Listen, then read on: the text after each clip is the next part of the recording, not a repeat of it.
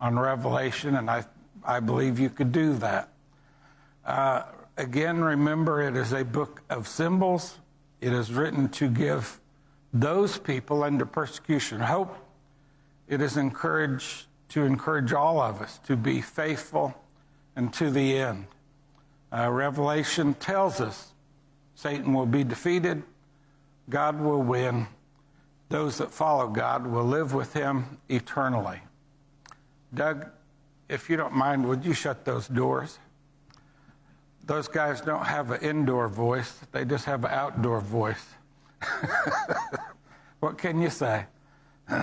We are down to chapter 19, the rejoicing in heaven. The battery on our microphone ran out last week, so this was given to us last week.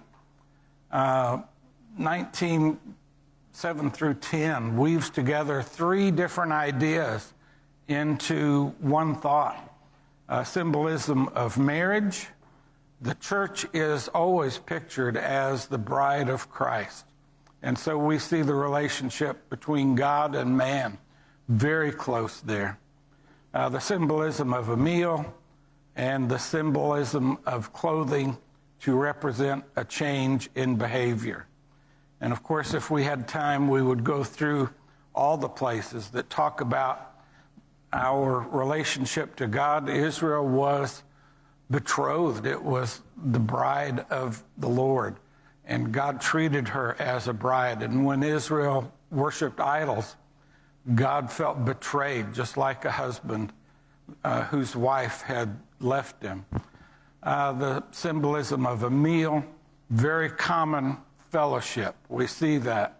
And then the idea of putting on clothing to represent a change in behavior. And then we spent just a minute talking about betrothal. It's a hard concept for us to get. It's more than our engagement because it's a legal process. And the wife is called the wife. Mary was called the wife of Joseph, even though they had not yet been married because they were betrothed. And the church today is very much like that betrothal. And so the marriage supper of the Lamb and his bride, very much rooted in Old Testament imagery, and we see it again in the New Testament. So we rejoice and be glad, and then the wedding garment, the wedding supper. John in 19:10 worships the angel. Just look at that for just a minute, because it's going to come up again. Then I fell down at his feet to worship him, but he said to me, "You must not do that. I am a fellow servant with you and your brothers who hold to the testimony of Jesus. Worship God, for the testimony of Jesus is the spirit of prophecy." And so, we said people today will study Revelation for a bit and then put it down. We have a chance to go away and come back to it. John, this was one big vision. And so was he overwhelmed? Was he confused? What's going on in his mind? We don't really know. But there is no rank among the servants of God. There's not super Christians like saints. There's not, this guy is way more important than another. If you are a member of the family of God, you are on par with angels. And that's something to think about. Okay, so we go down to the overthrow of the beast in 11 through 15. Let's read these verses. Then I saw the heaven opened. We're in Revelation 19, if you want to follow along, starting in verse 11. Then I saw heaven opened, and behold, a white horse. The one sitting on it is called Faithful and True. In righteousness he judges and makes war. His eyes are like a flame of fire, and on his head are many diadems. And he has a name written that no one knows but himself. He is clothed in a robe dipped in blood. And the name by which he is called is the Word of God. The armies of heaven, arrayed in fine linen, white and pure, were following him on white horses. From his mouth comes a sharp sword with which to strike down the nations, and he will rule them with a rod of iron. He will tread the winepress of the fury of the wrath of God the Almighty. On his robe and on his thigh he has a name written, King of Kings and Lord of Lords. Now, we've seen a rider on a white horse before in Revelation, and we really didn't think that was Jesus, because Jesus is never called an angel. He is there in the first time, that rider. This time, the rider has titles, faithful and true. He is the Word. Well, we know who that is from John chapter 1.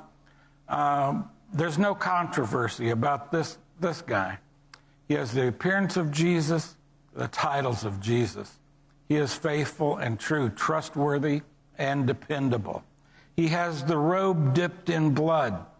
Of course, the blood may refer to the blood of the martyrs that we saw under the altar, that were crying out, "How long, O Lord, are you going to let this go on?" Jesus is avenging their death. It may refer to Jesus' own blood, through which the victory will be won. We don't win by our own might and power. Revelation tells us we only win through the blood of Christ. And that's the only weapon we have, the only weapon we need. Identifying it as the blood of Jesus' enemies may fit the context of Old Testament background. The imagery may be from Isaiah 63. Why is your apparel red and your garments like the one who treads in the winepress? 2 verses later, the winepress is mentioned. Very common in apocalyptic literature to mention a symbol that's going to be used later. And we see that again here in Revelation. So that's kind of interesting. It is similar to Ezekiel 39. And, of course, go back and read Ezekiel. So often we see the Old Testament imagery coming up. The beast, of course, is the Roman Empire that we saw from Revelation 13.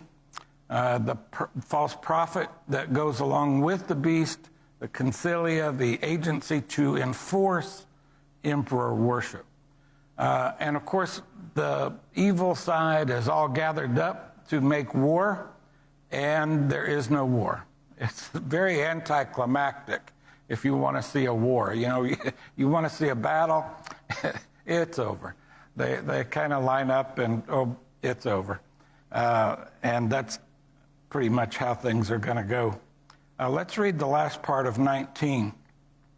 Then I saw an angel standing in the sun, and with a loud voice he called to all the birds that fly overhead, "Come, gather for the great supper of God, to eat the flesh of kings, the flesh of captains, the flesh of mighty men, the flesh of horses and their riders, and the flesh of all men, both free and slave, both small and great.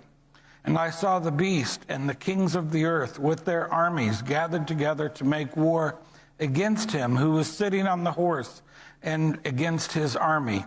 And the beast was captured, and with it the false prophet, who in his presence had done signs by which he deceived those who had received the mark of the beast and those who worshipped his image.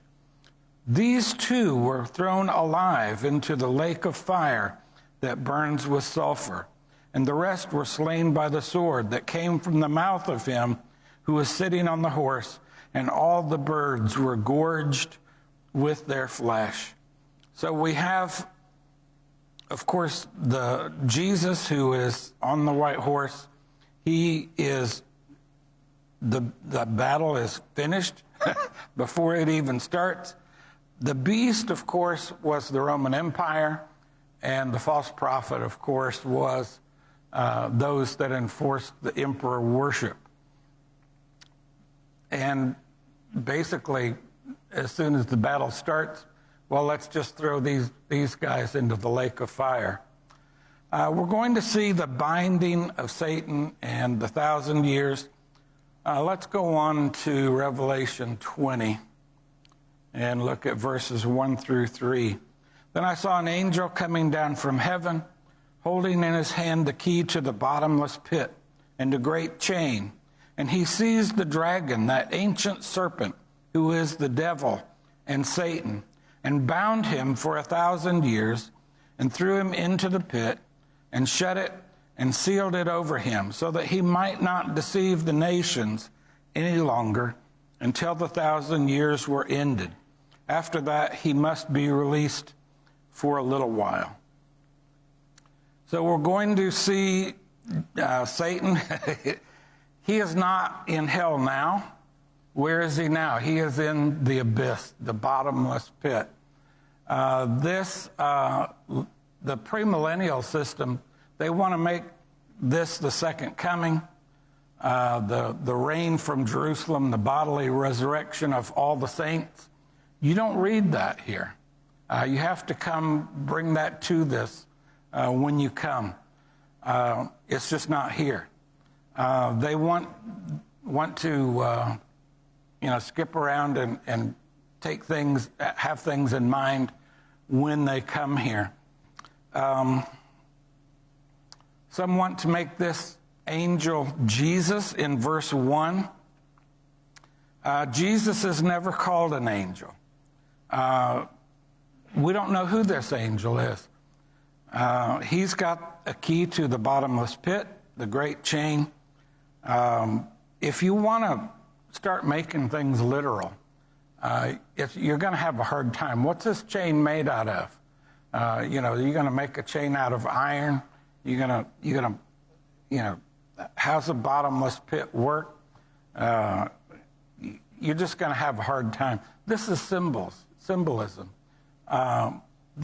If you think about it, an unnamed angel is able to bind Satan for 1,000 years. What does that tell us? Satan can be defeated. You don't have to have a lot of power. And we as Christians, if we will draw near to God, Satan's power is useless. Satan's only power is deception and lies. And we don't see through that. He baffles us every time. It's smoke, what do they call it in politics? Smoke and mirrors. That's what Satan's power is. And we have the blood of Christ. And with the blood of Christ, Satan can be defeated. We as Christians have access to that. We will look at Satan being bound for 1,000 years after. And here, people that you trust, their books, you trust what they say, they can have different opinions here. And it's not the end of the world. We don't all have to agree on every minutia. There are small details that we can have difference of opinion. You can have a different opinion. I will still love you. I don't feel like I have to win this fight, okay? Both men agree that Satan has been limited by being bound. The difference is at what point does this happen? Does this happen at the crucifixion, at the resurrection? Does it happen, when Rome falls? I don't know. So that's basically, this is the end of what started in Revelation 13:7, is what one man says. When Satan was allowed to make war on the saints and to conquer them, and authority was given it over every tribe and people and language and nation. We've had empires come and go.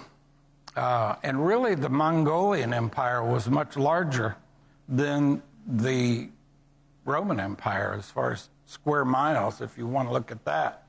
They come and go. They rise and fall. You look at the Third Reich, it was nothing as far as square miles compared with either one of those two, the Roman Empire or the Mongolian Empire. So these guys are going to come and go. But what? The kingdom of the Lord is going to stay. Now, at this point, Satan is bound that he might not deceive the nations any longer until the 1,000 years were ended. And the binding of Satan refers to the withdrawal of his power to devastate the church through his imperial allies. So we don't see people worshiping Hitler like we did the emperor. And I'm sure there's probably somebody in the world that's thought of doing that. They hold him up and honor him. Some people do. It's hard to imagine that. But anyway, you don't see that. What's the other binding of Satan? The other plausible answer is Satan is being bound. We see Jesus talking about binding Satan when he says you can't enter into a strong man's house and steal what he has unless you bind him first. And that's in Matthew 12 and really Mark and Luke as well. At what point did Jesus limit the power of Satan? Well, at the cross.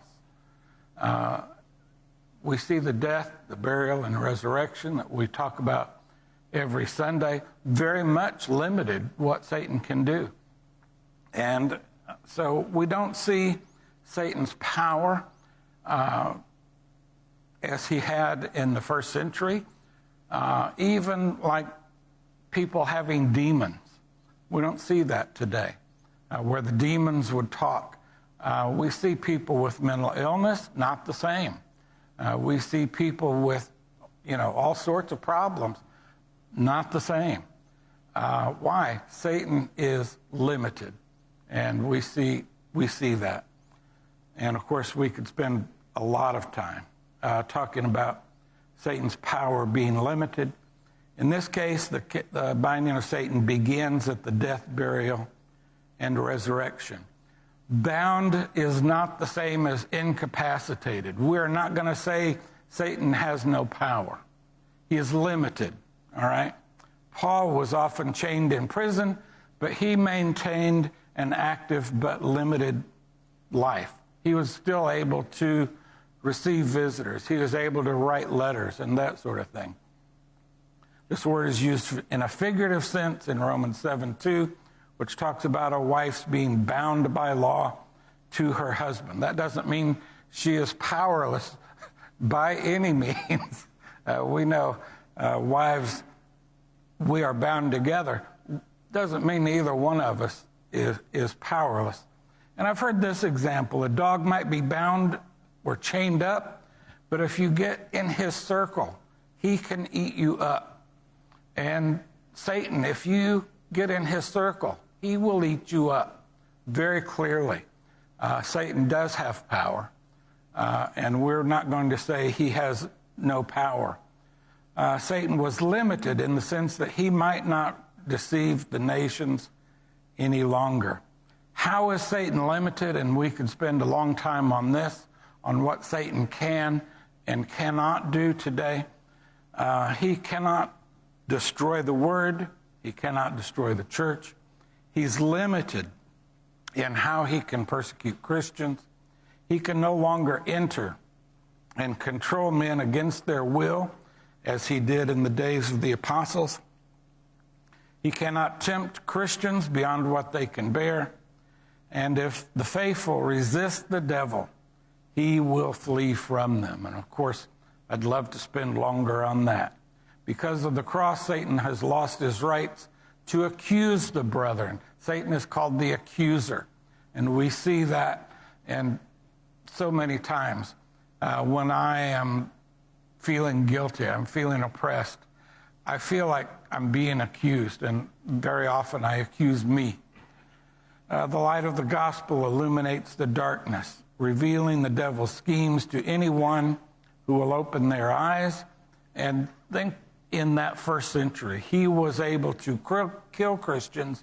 He cannot destroy them. He can end their lives, but he cannot nullify their victory. They still have hope of an eternal life, and that is not to be taken away. So what's this 1,000 years? Are we going to make that a literal 1,000 years? People just go crazy with numbers, and they want to just do all sorts of things.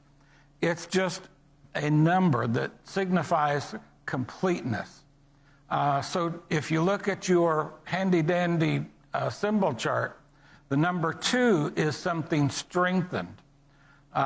And we see that, and there's examples of that in your handout. The number 3 is something to the nth degree. It's like totally and completely something. And so we see that in Revelation. Holy, holy, holy. 3 times. He is perfectly holy. He is completely 100% holy. And so we see that 3 is, something raised to the nth power. It is a large but indefinite number, and there are references for that. If we're going to make that 1,000 years literal, what about the key? What about the chain? What about the abyss? What about the dragon? These are all symbolic, and so is this number. Throughout Revelation, the reader has encountered hundreds of symbolic numbers. There is nothing in this text to believe that this is literal. So what is it? Well, 10 is completeness. If you look at your chart, 10 of something, there's 10 fingers on your hands. If you're missing one, it's not complete. You multiply 10 to intensify the concept. We're going to do 10 times 10 times 10. And there's our 3. So it is 1,000 means completeness of completeness of completeness. And you look at it that way, it's not so intimidating as it is when you first think about it. Satan is completely bound until the Lord says different. And we can just leave it at that. Note the millennial reign will take place in heaven rather than on the earth. Look at verse 2. He sees the dragon, that ancient serpent, who is the devil and Satan, and bound him for 1,000 years and threw him into the pit. Well, look at verse 1. The angels coming down from heaven. This is all happening so he can see heaven. It's not happening on the earth as the premillennialist would have us believe. The millennial reign is not on the earth. We see no indication of that. Those reigning with Christ are the martyrs rather than all saints. Let's start reading in verse 4 of chapter 20. Then I saw thrones, and seated on them were those to whom the authority to judge was committed. Also I saw the souls of those who had been beheaded for the testimony of Jesus and for the word of God, and those who had not worshipped the beast or its image, and had not received its mark on their foreheads or their hands. They came to life and reigned with Christ for 1,000 years. The rest of the dead did not come to life until the 1,000 years were ended. This is the first resurrection. Blessed and holy is the one who shares in the first resurrection. Over such, the second death has no power, but they will be priests of God and of Christ, and they will reign with him for 1,000 years. Now think about this. Who are we talking about? Those who had been beheaded, those martyrs who had been killed. The first readers of Revelation were concerned, what about my loved one that has been killed for Christ? Are they going to miss out on heaven? Well, no, that's who it's talking about. these souls of those who had been beheaded. Very common for Christians that refuse to worship the emperor, just behead them, off with their heads, and so what about those people? Are they going to miss out on heaven? No, they are there with Christ. They are reigning with Christ. So the millennial reign is only by those martyrs, that their souls have been raised and they are sitting on the throne with Christ. Now look at verse 3. Satan is going to be released for a little while. Now, we're going to come back to that, figure out what that's going to mean, and the bottom line is, I don't know. You can spend a while on that. So in what sense do the martyrs reign? And that concept kind of baffles you, because we as Christians, where does our authority come from? Well, we don't have any authority on our own. Even as elders, we have the authority to choose the color of the carpet. We don't have the authority to change doctrine. It's kind of how that's going to work.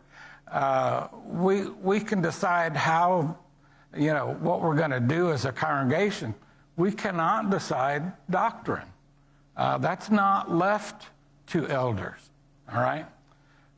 So the martyrs are going to reign in that sense of, like a policeman.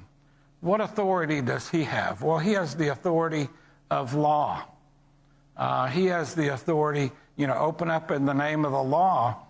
He's got that authority. He can't make up laws. And of course, some policemen do. We live in an imperfect world. But a policeman doesn't make law. And so we have the authority of law, and we have the authority that Jesus gave us to go into all the world. That's about it. We don't dictate like a king would. So that's kind of how that's going to go. Think of the symbolism here, though. These Christians have been tried in courts of law. You might call them a kangaroo court, but now the roles are reversed. They are ruling, and their enemies are being judged, is how that's going to work. So as Christians, we are a royal priesthood. We have royalty. Hard to imagine. How does that work? And, everything about it. I'd like to know myself. But also, we are priests. We don't need a man to intercede for us as they did in the Old Testament. We can go directly into the most holy place with our prayers, with our sacrifices, with our alms. We can give our prayers directly to the Lord, and the Lord hears our prayers. Why? We are priests, all right? We don't create the law, all right? These thrones are in heaven, and the word throne is found 47 times in Revelation. Always these thrones are in heaven, and this is no exception. The other exception is the throne of Satan and the beast, and always these thrones, you see them in heaven. The millennial reign will take place in heaven rather than on the earth. And so we would say that the millennial reign is happening now. These martyred saints are there with Christ. They are reigning now. It's a reign shared with the martyrs of Rome's persecution, not all saints. It is not connected with the second coming, but with the fall of Rome. Christ is now on the throne. He's not going to get the throne later and set it up in Jerusalem, as so many would have us believe. Some want to differentiate kingdom with a small k and kingdom with a large K. And of course, we don't see any of that. Kingdom is kingdom. And just a few years ago, Brother Buddy Dunderville did a whole quarter on kingdom. And we're probably about due for that one again. Such a good study. But as part of the kingdom, there's no differentiation between the church and, the future kingdom.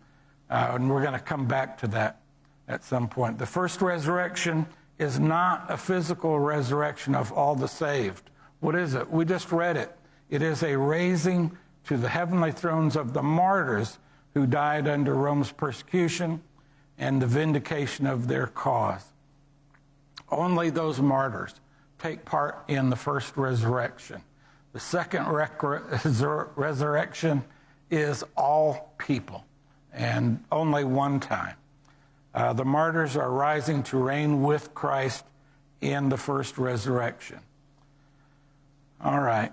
If that first one applies to all people, that would imply the impossibility of apostasy. But look at verse 6. Blessed and holy is the one who shares in the first resurrection.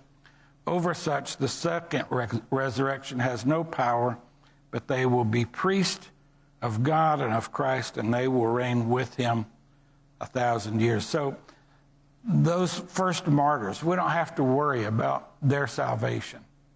They are there with Christ. Gog and Magog, oh boy, we've heard about those guys. Let's start reading in verse 7.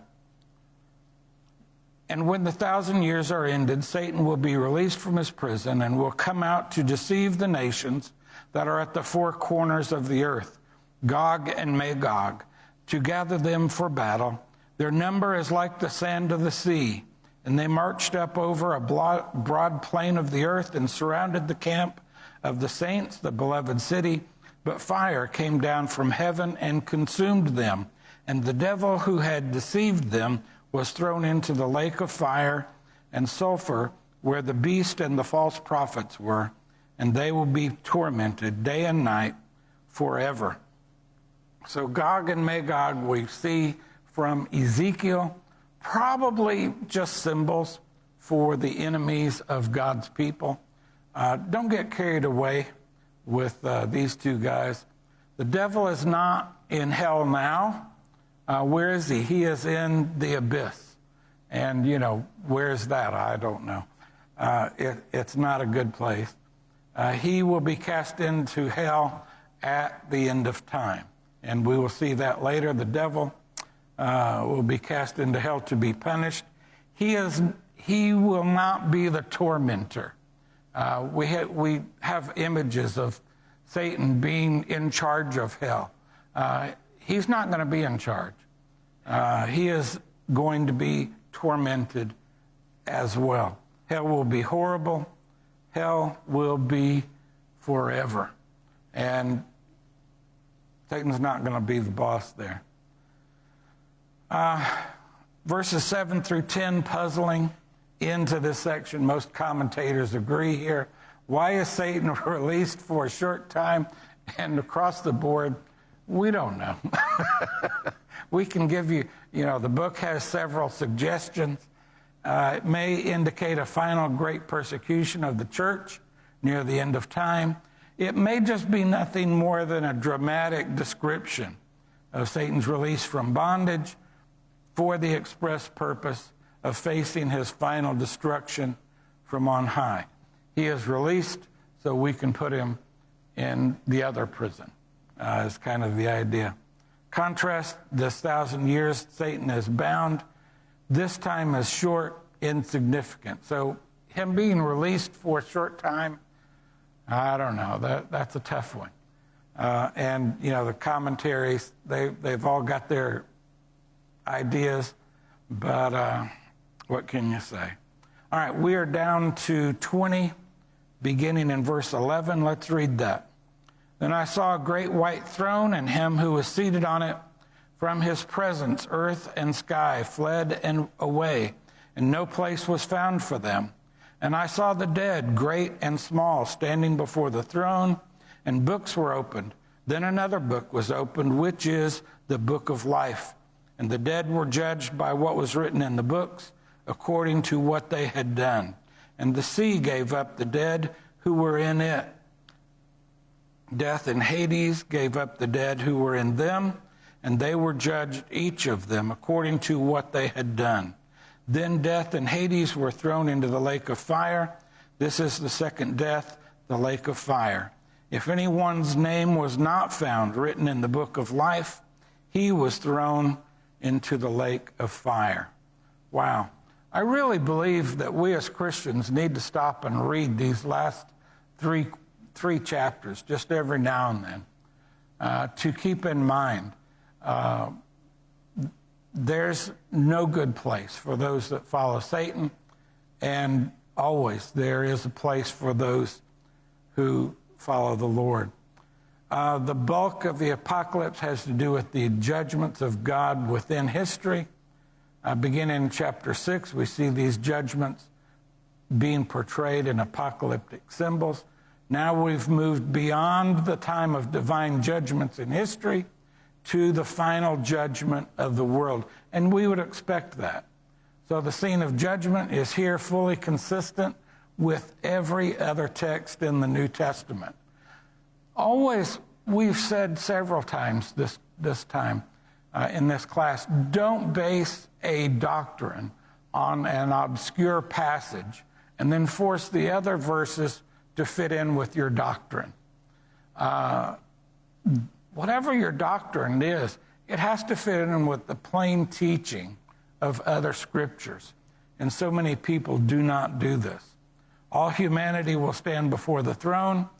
Judgment is according to the works of men.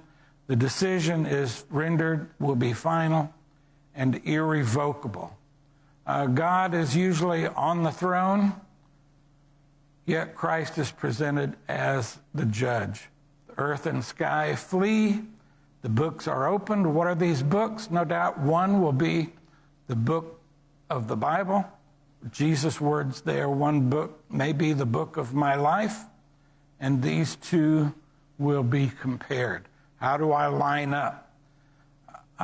And we've said before, it's not going to take a long time. Whose name is on your forehead? Who are you living for? Whose side are you on? And it's going to be very plain, just like as if his name was on your forehead. Who's going to have the mark of the beast, and who's going to have the mark of the Son of God? Notice they were judged by what they had done, not by how they believed, not by what their parents had done, what their spouse had done. Oh, but I'm a regular attender. Oh, I'm going to tell the Lord this or that. You're not going to see that. It's what they had done. Death and Hades both deliver up all that are in them. They have served their purpose, and they are destroyed. Anyone not in the book of life goes to the lake of fire. We're going down now to chapter 21. Then I saw a new heaven and a new earth, for the first heaven and the first earth had passed away. The sea was no more. And I saw the holy city, New Jerusalem, coming down out of heaven from God, prepared as a bride adorned for her husband. And I heard a loud voice from the throne saying, behold, the dwelling of God is with man. He will dwell with them, and they will be his people. And God himself will be with them as their God. He will wipe away every tear from their eyes, and death will be no more. Neither shall there be mourning or crying or pain any more, for the former things have passed away. So now we're allowed to look into eternity. Look at Hebrews 12. You have come to Mount Zion and to the city of the living God, the heavenly Jerusalem, and to innumerable angels in festal gathering, and to the assembly of the firstborn who are enrolled in heaven, and to God, the judge of all, and to the spirits of the righteous made perfect, and to Jesus, the mediator of a new covenant, and to the sprinkled blood that speaks a better word than the blood of Abel. Look at this quote from Batsell Barrett Baxter. I don't know if you remember him. He did the Herald of Truth for many years. I just thought it was a great quote. When 65 of the 66 books of the Bible had been completed, when the final book of Revelation had been written almost in its entirety, when only 8 additional paragraphs remained before the final period of the recorded Word of God should be placed for all time, God gave man his picture of heaven. And it's just a great, great thing. We need to read this just every now and then. In Revelation, the Son is not needed. Satan is defeated. Sin is banished. People are invited to live with God forever. The curse is removed. All sin, tears, and sorrow gone. God's city is glorified. The earth is made new. Paradise is regained. Death is defeated. Believers live forever with God. This completes the journey that you start in Genesis, and we see the end result. The church, there's nothing discussed in this text that is not already in possession of the church or a description of the church in other passages. You read through these verses, we already have these things. And some people say, well, this is only talking about the church. Well, the problem is we have people in the church, and the people make mistakes. The people have sins. When you have the church, it's perfect until you put people in it. And people tend to mess it up. So the church is a foretaste of heaven. It's a group of God's people behaving in a godly way, doing godly things. In an ideal world, the church would be just like heaven. The problem is we are still in the world. Sin enters and spoils the beauty of the church. So if this is talking about the church, that's one thing. There are more things here that indicate, no, this is really talking about heaven. The previous verses were on the judgment. This would be next. The language is consistent with what we know about heaven from other biblical references. God will wipe away our tears there in person. Here, not so much. Symbolically, maybe. So heaven will be the inheritance of the overcomers. You look at 2 Peter 3 and compare. It's going to line up with what we see here. All right. The New Jerusalem, if we're going to take that literally, basically it's going to be larger than the land area of Israel. When you start talking about a stadia being 607 feet, basically, you know, it's not going to fit if you want to make the New Jerusalem a literal New Jerusalem. And of course, these guys, they'll say, well, God can make it fit. Well, if you want to make it literal, make it literal. But there's no room for a city that's 1,300 square miles in space. We're going to see a new heaven and a new earth. And for many years, I've wondered about, well, we talk about the new heaven. We talk about heaven all the time. What about the new earth? And that's something I've kind of chewed on for a while. And this book kind of clears it up. He says John is doing what Moses did. Moses in Genesis talks about God created the heavens and the earth. That's everything. It's not like two separate things. It's like all one thing. And so that may be it. It may just be all of spiritual creation. So that's kind of interesting. Of course, we know this world will be destroyed. All distance between God and his people are removed. And that's what we look forward to. And we seek now to draw near to God. And it's so hard. We are so caught up in this world. There in heaven, no inadequacies or unsatisfied needs. Blessed are those who mourn, for they shall be comforted. Jesus said in the Sermon on the Mount. What do we see here? God will wipe away every tear. The water of life, we could spend a good bit of time talking about that. Jesus told the woman at the well, I could give you water. I can give you real water. The cowardly, you don't expect that in with all the bad sinners in Revelation 21 and verse 8. What's up with that? Think of the first readers. They had to be brave, and it was hard during that time to be brave, to look death in the face and face that. So this is the opposite of faithful. This is faithless.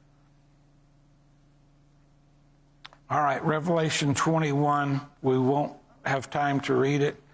And then 22, I will show you the bride, the wife of the Lamb. And here he says, I'm going to show you the bride, the wife of the Lamb. What does he show John? He shows them the city. And so it's hard to tell the difference between the church and heaven and the place. And so the bride, of course, is the church. And that's what we have to look forward to.